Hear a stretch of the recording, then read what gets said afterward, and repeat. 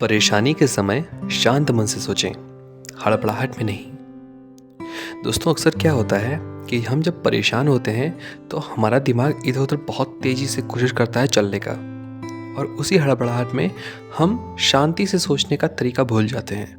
लेकिन अगर हम किसी चीज़ को, किसी भी समस्या को शांति से समाधान करने का प्रयत्न करें तो वो और अच्छे से हो सकता है। इसी पर आधारित है हमारी आज की कहानी। तो चलिए कहानी शुरू करते हैं। एक दिन की बात है। एक किसान अपने खेत के पास स्थित अनाज की कोठी में काम कर रहा था। काम के दौरान उसकी घड़ी कहीं खो गई।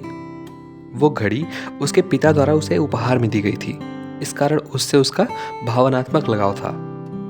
उसने वो घड़ी ढूंढने की बहुत कोशिश की, कोठी का हर कोना छान मारा, लेकिन घड़ी नहीं मिली। हताश होकर वह कोठी से बाहर आ गया। वहां उसने देखा कि कुछ बच्चे खेल रहे हैं। उसने बच्चों को पास बुलाकर उन्हें अपने पिता की घड़ी खोजने का काम सौंपा।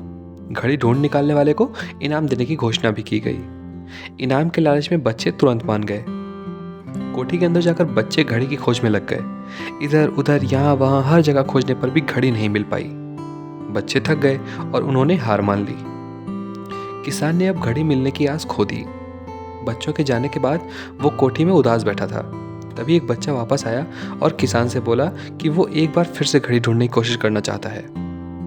किसान ने हामी भर दी। बच्चा कोठी के भीतर गया और कुछ ही देर में बाहर आ गया। उसके हाथ में किसान की घड़ी थी। जब किसान ने वो घड़ी देखी तो बहुत खुश हुआ।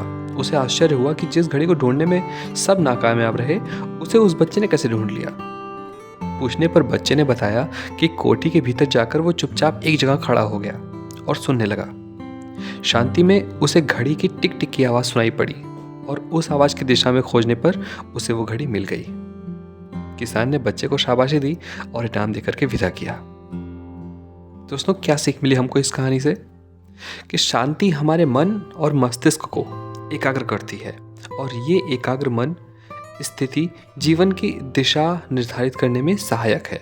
इसलिए दिन भर में कुछ समय हमें अवश्य निकालना चाहिए जब हम शांति से बैठकर मनन कर सकें। अन्यथा शोरगुल भरी इस दुनिया में हम उलझे रह जाएंगे। हम कभी न खुद को जान पाएंगे, न अपने मन को जान पाएंगे। बस दुनिया की भेड़ चाल में चलते रह जाएंगे।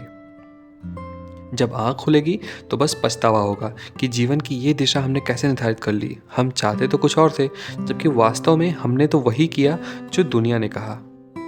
अपने मन की बात सुनने का ना तो हमें समय ही था और ना ही हमने निकालने की कोशिश की।